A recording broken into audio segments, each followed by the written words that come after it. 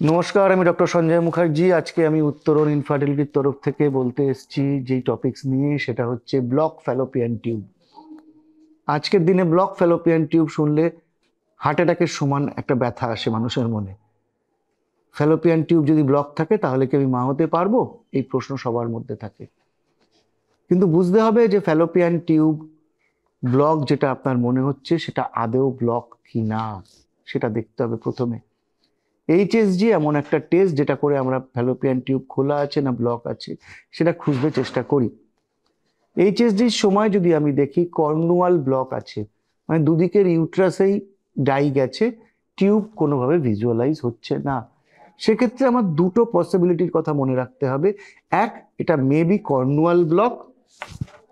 Number two, এটা হতে পারে যে টিউব পেটেন্ট আছে, কিন্তু এইচএসজি যেহেতু একটা পেনফুল প্রসিডিওর, ইউট্রাইন স্প্যাজমের জন্য দুদিকে কোনো ডাই স্পিলেজ হয়নি। তাহলে যদি আমি কর্নুয়াল ব্লক পাই তাহলে আমার কিন্তু একটা হিস্টেরো ল্যাপারোস্কোপি করতে হবে। যদি আমি ল্যাপারোস্কোপি আন্ডার অ্যানাস্থেসিয়া যেটা হয় ওটা করে দেখি যে পেটেন্ট আছে, চলে গেল ডাই, ভেরি গুড, তাহলে আর আমার কিছু করতে হচ্ছে না। নইলে আমাকে যেটা করতে হবে হিস্টেরোস্কোপিক ক্যানিউলেশন। এই ক্যানিউলেশন করে আমরা কিন্তু কর্নুয়াল ব্লক যদি থাকে সেটাকে খুলে দিতে পারি। তাহলে যদি কর্নুয়াল ব্লক থাকে সেটা কিন্তু হিস্টেরোস্কোপি করে খুলে দেওয়া যায়, এবং কর্নুয়াল ব্লকের যদি ট্রিটমেন্ট ঠিকঠাক করা যায়, হিস্টেরোস্কোপিক ক্যানিউলেশন ঠিকঠাক করা যায়, 2-3 মাসের মধ্যেই কিন্তু পেশেন্ট কনসিভ করে যায়, অসুবিধা হয় না। 2 নম্বর যেটা, সেটা যদি টিউবের কিছু পোর্শন আমি এইচএসজিতে দেখছি দেখা যাচ্ছে, তারপরে দেখা যাচ্ছে না, সেটা আমরা বলি ফিমব্রিয়াল ব্লক। সেক্ষেত্রে কিন্তু আপনার কোনো টেস্টে কিছু করা যাবে না। আপনার টিউব দুদিকে যদি ব্লক থাকে তাহলে আপনাকে টেস্ট টিউব বেবির শরণাপন্ন হতে হবে, এবং যদি ব্লক টিউবই একমাত্র কারণ হয় তাহলে টেস্ট টিউব বেবিতে কিন্তু সাকসেস রেট খুব ভালো। এবার 3 নম্বর পয়েন্টে আসি, যে কোয়ারিগুলো আপনাদের মধ্যে আসে, কেন আপনারা তো আমাদের কাছে আসার আগে আরো 50 জন ডাক্তারকে দেখিয়ে তারপর আসেন, এই কোয়ারিজগুলো মাথায় নিয়ে আসেন আপনারা। তার মধ্যে একটা হচ্ছে হাইড্রোস্যালপিনস, মানে আপনার টিউবের একটা দিকে টিউব খুব মোটা হয়ে গেছে। যদি মোটা হয়ে গিয়ে থাকে তাহলে কি আমি মা হতে পারবো? এবার আমরা যদি দেখি যে সত্যি সত্যি হাইড্রোস্যালপিনস আছে, আপনাকে যদি টেস্ট টিউব বেবি করতে হয়, সেক্ষেত্রে আমরা বলে থাকি যে টিউবটাকে বাদ দিয়ে দিই, তারপরে টেস্ট টিউব বেবি করুন। কেন, হাইড্রোস্যালপিনস মানে ইনফেক্টেড ফ্লুইড, মানে ওটা কোনো কারণে টিউবে ইনফেকশন গেছে, সেই ইনফেকশন গিয়ে টিউবটাকে ড্যামেজ করে দিয়েছে, যার ফলে সেই টিউবটা ব্লকও যেমন হয়েছে তার মধ্যে ইনফেক্টেড ফ্লুইডও জমে আছে। সেই ইনফেক্টেড ফ্লুইড যদি কোনোভাবে ইনার দিক সাইডে পাস করে বা সিপেজ হয়, সেক্ষেত্রে কিন্তু আমরা যত ভালোই আইভিএফ করি না কেন সেই ভ্রূণটা ওই ইনফেক্টেড ফ্লুইডের জন্য নষ্ট হয়ে যেতে পারে। সেই জন্য যদি দেখা যায় যে হাইড্রোস্যালপিনস আছে তাহলে কিন্তু আমরা টিউবটাকে বাদ দিয়ে দেওয়ার পরামর্শ দিয়ে থাকি। আর একটা খুব ইম্পর্টেন্ট কোশ্চেন যেটা প্রচুর সংখ্যক পেশেন্টের, সেটা হচ্ছে আমার একদিকে টিউব খোলা, একদিকে টিউব ব্লক, বা আমার একটোপিক প্রেগনেন্সি হয়েছিল যে কারণে একদিকে টিউব বাদ গেছে। তাহলে আমার একটা দিকে টিউব খোলা আছে। একদিকে টিউব যদি খোলা থাকে আপনার নর্মালি কনসিভ করার কোনো অসুবিধা নেই। শুধুমাত্র মাথায় রাখবেন একদিকে টিউব ব্লক মানে সেটা ইনফেকশনের জন্যই ব্লক হয়েছে।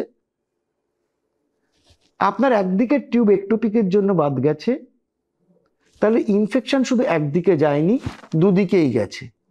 আপনি যদি কনসিভ করেন সেক্ষেত্রে কিন্তু একটোপিক প্রেগনেন্সির চান্স বেশ বেশি। সুতরাং যাদের একদিকে টিউব ব্লক আছে বা একদিকে একটোপিক প্রেগনেন্সির জন্য সার্জারি করে টিউব বাদ গেছে, তারা যেই মুহূর্তে কনসিভ করবেন সেই মুহূর্তে ডাক্তারবাবুর শরণাপন্ন হবেন, এবং উনি টিভিএস পদ্ধতির মাধ্যমে দেখে নেবেন যে প্রেগনেন্সিটা ইউট্রাসের মধ্যে আছে না টিউবে গেছে। যদি একটোপিক প্রেগনেন্সি আর্লি ডায়াগনোসিস হয় কোনো এমার্জেন্সি হবে না, আপনাকে কিন্তু সেটা থেকে মুক্তি দেওয়া যেতে পারে, ওষুধ খেয়েও মুক্তি দেওয়া যেতে পারে বা কিছু না করেও মুক্তি দেওয়া যেতে পারে, আপনার অপারেশন করার দরকার হবে না। কিন্তু যদি একবার টিউবে বাস্ট করে যায় সেক্ষেত্রে কিন্তু এমার্জেন্সি অপারেশন ছাড়া কোনো উপায় থাকে না। সুতরাং যাদের একদিকে টিউব ব্লক একদিকে টিউব খোলা আছে তাদের ক্ষেত্রে আমার একটাই রিকোয়েস্ট, আপনি কনসিভ করলেই সাথে সাথে ডাক্তারবাবুর শরণাপন্ন হন এবং তাকে দেখান এবং তাকে জানান যে আমার একদিকের টিউবে ব্লক আছে বা আমার একদিকের টিউব একটোপিকের জন্য বাদ গেছে। তাহলে আমরা কি কি শিখলাম? যদি কর্নুয়াল ব্লক হয় তাহলে হিস্টেরোস্কোপি, একটা ছোট অপারেশন, সেটা করে আপনার টিউব খুলে দেওয়া যায়। কিন্তু কর্নুর বাইরে যদি ব্লক হয় সেক্ষেত্রে কিন্তু আমার হাতে কিছু করণীয় নেই, আমাকে টেস্ট টিউব বেবির দিকে যেতে হবে।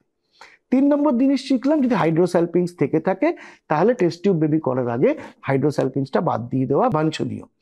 আর চতুর্থ জিনিস যেটা শিখলাম সেটা হচ্ছে, যদি একদিকের টিউব বন্ধ থাকে অন্যদিকে টিউব খোলা থাকে তাহলে প্রেগনেন্সি এলেই আপনাকে ডাক্তারবাবুর শরণাপন্ন হতে হবে, নইলে কিন্তু একটোপিক প্রেগনেন্সির একটা চান্স থেকে যায়, যেটা কিন্তু বিপদের সম্মুখীন হতে পারেন যেটার জন্য। এই ব্যাপারে আরেকটা জিনিস আমাদের খুব বলার দরকার, সেটা হচ্ছে প্রচুর পেশেন্ট প্রশ্ন করে যে কোনো ওষুধ আছে কি ব্লক খোলার জন্য। আরেকটা হচ্ছে, সেটা হচ্ছে কিছু পদ্ধতি আছে কি ব্লক খোলার জন্য।